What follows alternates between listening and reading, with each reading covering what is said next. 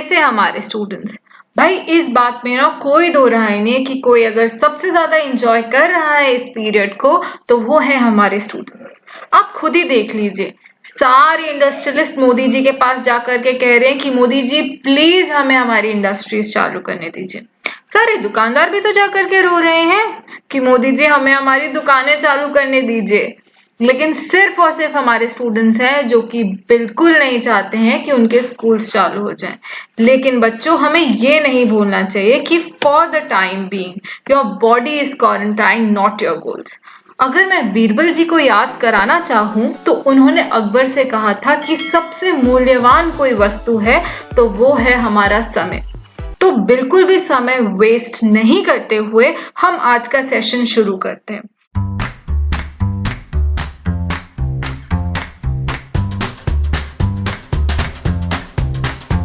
But students, accounting पढ़ने से पहले हमारे लिए ये जानना बहुत जरूरी है कि आखिर कॉमर्स है क्या। कॉमर्स किस चिड़िया का नाम है। आप में से बहुत सारे स्टूडेंट्स इतना जानते होंगे कि भाई हमसे साइंस नहीं हो पाएगा और बहुतों के स्कूल में आर्ट्स का ऑप्शन नहीं होगा, तो क्यों ना commerce as a subject explore किया जाए। मैं अगर आपको कॉमर्स का मीनिंग अगर बताना चाहूं तो it goes like this, the activity of buying and selling specially on a large scale. अब ये जितना सिंपल लगता है ना उतना सिंपल है नहीं, क्योंकि आपको ना मटेरियल बाय करना है और सेल करना है। तो बाइंग के वक्त आपको ये ध्यान देना है कि आपका जो रॉ मटेरियल हो वो ऐसी जगह से आप प्रोक्योर करो जो कि बहुत ज्यादा सस्ता हो।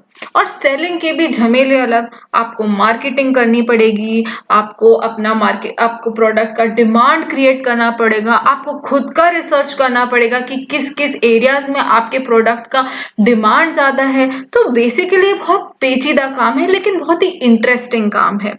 तो अगर अगली बार आपसे कोई शर्मा आंटी जी पूछें कि बेटा क्या कर रहे हो, तो बिल्कुल भी हिचकिचाना नहीं है कहते हुए कि भाई हम कॉमर्स कर रहे हैं। से इट विथ विगर।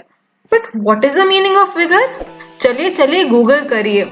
मेरे साथ पढ़ते पढ़ते एक बात की तो गारंटी मैं आपको देती हूँ कि आपकी वोकैबुलरी जरूर बढ़ जाएगी। विगर वर्ड का मीनिंग हम आपसे लेक्चर के एंड में डिस्कस करेंगे। तो चलिए शुरू करते हैं अकाउंटिंग लेकर प्रभु के साथ साथ ल्यूका पैसियोली का नाम। So who is Luca Pacioli? The father of accounting. इन्होंने वेनिस में सबसे पहले अकाउंटिंग के कोई रूल्स या रेगुलेशंस नहीं बताए थे, लेकिन उन्होंने ये जरूर कहा था कि हम किस तरीके से हमारे रिकॉर्ड अकाउंट्स को या जो भी ट्रांजैक्शंस हैं उनको रिकॉर्ड कर सकते हैं। मेरा ऐसा मानना है कि अगर आप कोई भी सब्जेक्ट पढ़े, सिर्फ अकाउंटिंग ही नहीं, जीवन में कोई भी सब्जेक्ट पढ़े, तो आपके पास 3 सवालों के जवाब जरूर होने चाहिए। पहला कि ये सब्जेक्ट है क्या। दूसरा, हम ये सब्जेक्ट आखिर पढ़ क्यों रहे हैं। तीसरा, क्या इस सब्जेक्ट को गवर्न करने के लिए कोई रूल्स एंड रेगुलेशंस है। अगर हैं तो वो क्या क्या उस सब्जेक्ट की टेक्निकलिटीज हैं। तो आज के लेक्चर में ना मैं आपके साथ अकाउंटिंग के सिर्फ इन 3 क्वेश्चंस पर चर्चा करूंगी। तो सबसे पहले कि अकाउंटिंग आखिर है क्या। एक एग्जाम्पल के थ्रू समझते हैं। सपोज करिए कि आपका एग्जाम है और आप अपने एग्जाम हॉल के 50% डिस्टेंस पर आ गए हैं and then you suddenly realise कि मैं तो अपना कैलकुलेटर रखना भूल ही गया। अब आपने क्या करा, आपकी आंखों में आंसू आ गए, आप टेंशन में आ गए और यू रियलाइज कि आपकी जेब में महज 100 रुपए हैं। आप गए स्टेशनरी पे और आपने उनसे पूछा कि भाई साहब एक कैलकुलेटर मिलेगा, और मिनिमम कैलकुलेटर की प्राइस जो थी वो थी 280 रुपए और आपके पास थे महज 100 रुपए। तो आपकी रोतली सी शक्ल देख करके दुकानदार ने आपको वो कैलकुलेटर 100 रुपए में दे दिया और आपसे कहा कि 180 रुपए आप बाद में दीजिएगा। आपने एग्जाम दिया और आपका एग्जाम बहुत ही अच्छा गया, और एग्जाम खत्म होने के बाद का आलम तो हम सभी जानते हैं। आप दोस्तों के साथ घूमने गए, फिरने गए, पिक्चर देखने गए और इस बात को हो गया 1 साल। आपने तो पैसे लौटाए नहीं। शायद आपका इंटेंशन पैसा लौटाने का नहीं रहा होगा, लेकिन अब आलम कुछ इस तरीके का था कि आप भूल ही गए। तो क्या ऐसा हो सकता है? बिल्कुल ऐसा हो सकता है। तो हम अकाउंटिंग इसलिए करते हैं ताकि हम हमारे बिजनेस के जो भी ट्रांजैक्शंस हैं, जो भी लेन देन है, उसको एक जगह रिकॉर्ड कर सकें। आप देखिए जितनी भी बड़ी बड़ी इंडस्ट्रीज हैं, वहां पर हजारों से लाखों एम्प्लॉयज हैं। किस एम्प्लॉय को सैलरी मिली, किस एम्प्लॉय का पीएफ कटा, किस एम्प्लॉय को ग्रेजुटी मिलनी है नहीं मिलनी है, ये सब कुछ ना ह्यूमन मेमोरी के बाहर के बस में ही नहीं है। इसलिए हम सारे रिकॉर्ड्स को जितने भी ट्रांजैक्शंस है उनको रिकॉर्ड करते हैं। अब दूसरा सवाल कि हम ये सब आखिर करते क्यों हैं? तो सबसे पहला इसको करने का एक रीजन है कि हम प्रॉफिट कर रहे हैं या लॉस कर रहे हैं। मेरा ऐसा मानना है कि जफा और नफा एक मारवाड़ी, गुजराती और सिंधी से बेहतर कोई नहीं समझ सकता। पर चूंकि आप गुजरात की भूमि में, तो आपको तो इस टॉपिक में बहुत ही ज्यादा इंटरेस्ट होगा। तो अकाउंटिंग आपको क्या करके देता है, एक बार आप सारे ट्रांजैक्शंस एक जगह लिखने लगते हैं सिस्टमैटिकली कि क्या आपके खर्चे हुए, किसने आपने किसको कितने रुपए दिए, किससे आपने इतने रुपए लिए, आपने चीज कितने में बेची, कौन सी मार्केट में आपकी चीज ज्यादा महंगी बची। तो आपको ना बिजनेस का एक प्रॉपर आइडिया होने लगता है and then you can make out कि whether you are making profit और you are making loss. So accounting helps the owner to know the results of the business. Last and the most important कि accounting को करने का कोई तरीका है क्या? भाई हमारा पर्पस तो सॉल्व हो रहा है। मैडम आपने कहा कि हम चीजें भूल जाएंगे, हाँ भूल जाएंगे, तो ये हम पर छोड़ दीजिए ना। हमें जिस तरीके से हमारे अकाउंट्स रखने हम रखते हैं, कोई सिस्टमैटिक तरीका आखिर है ही क्यों कि हम अकाउंट्स किस तरीके से करें, ये कोई और हमें आकर के क्यों बताए?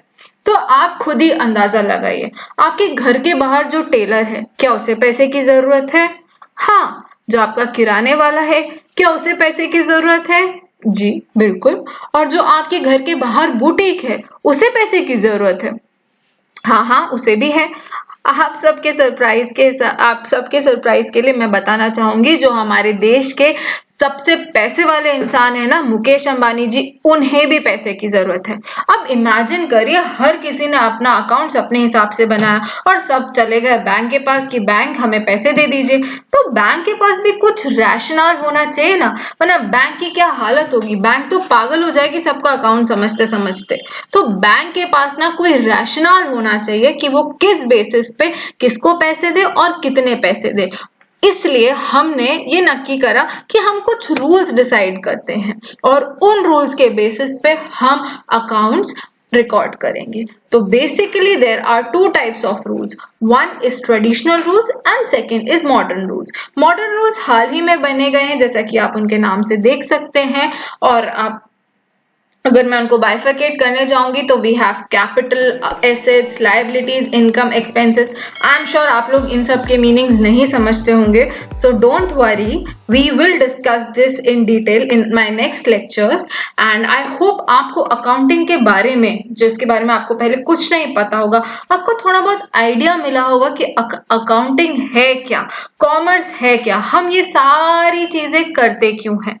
और जिस तरीके से मैंने लेक्चर के बीच में आपसे क्वेश्चन पूछा था, एक वर्ड का मीनिंग पूछा था, and that word was vigour. तो अब शर्मा आंटी आपसे पूछेंगी तो आप विगर से कहिएगा, विगर यानी कि एंथुजियाज्म से कहिएगा कि आप कॉमर्स पढ़ रहे हैं, है ना। आई एम श्योर आपको इस आज के लेक्चर में मजा आया होगा। अगर आपको कोई भी डाउट्स हैं, कोई भी क्वेरीज हैं, रीच टू मी।